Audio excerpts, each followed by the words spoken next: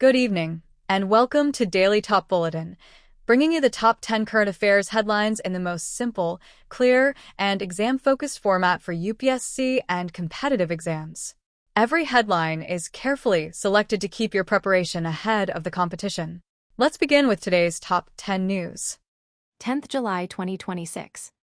One India and Australia operationalize landmark uranium supply deal at third annual summit.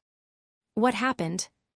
During Prime Minister Narendra Modi's state visit to Australia for the third India-Australia annual summit, the two nations officially operationalized a long-awaited commercial uranium supply deal and expanded their comprehensive strategic partnership.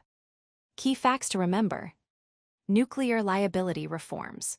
The commercial supply of Australian uranium to India was unlocked following domestic legislative reforms in India, the Shanti Act, that amended the nuclear liability regime. Critical infrastructure. The summit witnessed the launch of the Australia-India Partnership on Cyber, Critical Technologies and Supply Chains, PACTS, and a dedicated critical minerals corridor. Space tracking support. Australia confirmed support for India's Gaganyaan human space flight program by commissioning a temporary telemetry space tracking terminal on the Cocos, Keeling, Islands. 2. Adani Defence invests 2,500 crore to establish South Asia's largest private missile ecosystem. What happened? Adani Defence and Aerospace announced a massive investment of 2,500 crore to construct an integrated, state-of-the-art private missile manufacturing complex in Shivpuri, Madhya Pradesh. Key facts to remember: strategic integration. This will be India's first private sector facility to fully integrate composite propellant production, trinitrotoluene, TNT manufacturing, and complete missile system integration at a single location. Objective: the facility is designed to catalyze the indigenous production of medium to long-range missile and ammunition configurations, directly aiding the Atmanirbhar Bharat initiative in high-tech defense production. 3. IMF revises India's FY27 GDP growth projection to 6.4% in July WEO update. What happened? The International Monetary Fund, IMF, released its World Economic Outlook, WEO, update for July 2026, marginally lowering India's growth projection for the financial year 2026-27, FY27, to 6.4%. Key facts to remember. The report, the July 2026 update, was titled Global Economy in Crosscurrents of War and Technology. Future outlook. Despite the minor downward adjustment from April's 6.5% forecast, India is projected to bounce back to 6.7% growth in FY28 and remains the world's fastest-growing major economy. Parallel ADB outlook. The Asian Development Bank, ADB, similarly lowered its FY27 forecast for India to 6.6%, citing high global oil prices and persistent food inflation squeezing domestic household incomes.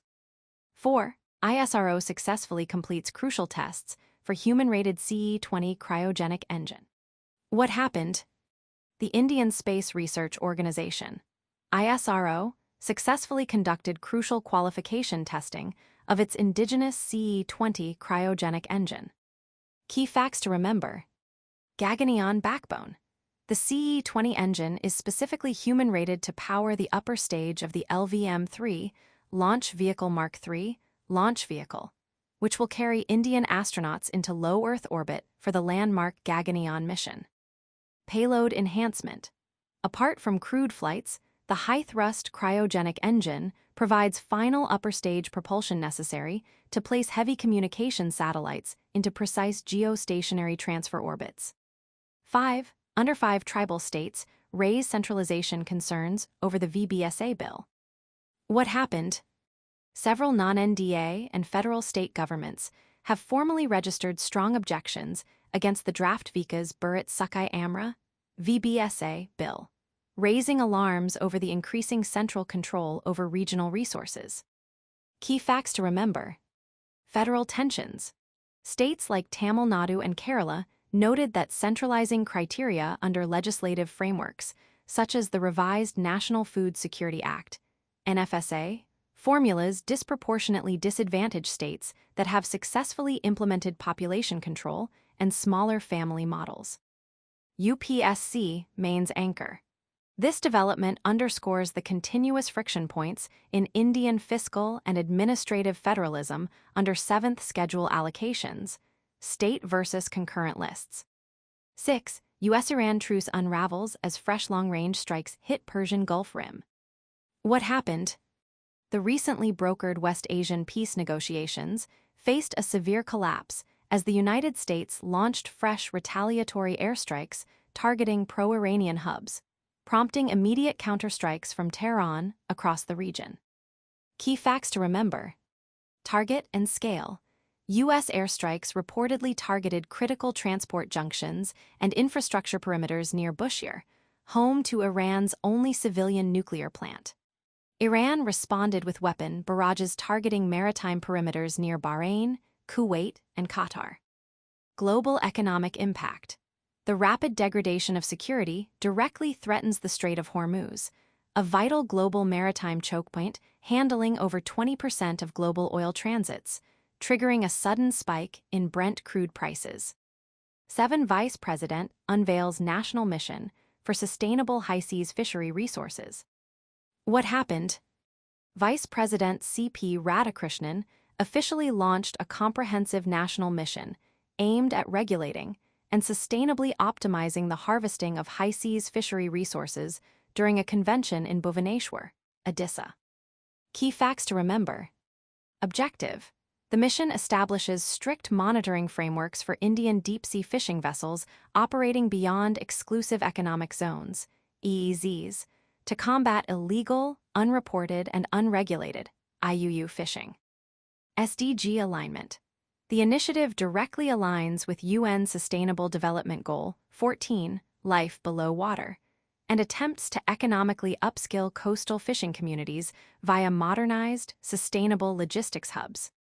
8. Andhra Pradesh and Karnataka move to legislate social media restrictions for minors. What happened? Following Australia's pioneering legislative ban on minor social media access, Indian states, principally Andhra Pradesh and Karnataka, announced plans to enact state-specific regulations curbing children's digital access. Key facts to remember. Global benchmarking. State departments are actively studying policy structures from Singapore, Australia, and Denmark to draft local parental consent frameworks. Jurisdiction. Under the IT Act 2000 and digital safety directives, states are utilizing concurrent consumer safety mandates to address cyberbullying, algorithmic addiction, and mental wellness issues among youth. 9. India and Kyrgyzstan established Joint Center for Civilizational Studies. What happened? In a major push for Central Asian cultural diplomacy, India and Kyrgyzstan launched a dedicated Center for Civilizational Studies to systematically explore and preserve shared epic and ancient historical heritages. Key facts to remember. Epic research. The center will prioritize comparative research linking India's ancient epics with Kyrgyzstan's legendary oral tradition, the Epic of Manas, recognized as a UNESCO intangible cultural heritage. Geopolitical context. The initiative enhances India's Connect Central Asia policy by leveraging historical, Buddhist, and Silk Road ties to balance regional footprints. 10. Clinical trials expand for NeoSep1 to combat global neonatal sepsis. What happened? The NeoSep1 global clinical trial, aiming to evaluate novel antibiotic combinations to tackle antimicrobial resistance, AMR, in newborns, successfully expanded its institutional testing footprint across Asia and Africa. Key facts to remember. Indian footprint. Following the Jawaharlal Institute of Postgraduate Medical Education and Research, JIPMER, in Puducherry, additional premier pediatric medical institutes in India have successfully recruited infants for the trial. Global target. Organized by the global nonprofit GARDP, Global Antibiotic Research and Development Partnership, The study aims to enroll 3,000 newborns across heavy AMR-burdened countries, including Kenya, South Africa, and India, by the end of 2028 to develop standard treatment regimes against drug-resistant neonatal sepsis. Thank you for tuning in to Daily Top Bulletin. Stay updated, stay prepared, and stay ahead in your UPSC and competitive exam journey. We'll be back tomorrow with another set of the day's most important current affairs headlines. Until then, keep learning and keep growing. Good night, and see you in the next bulletin.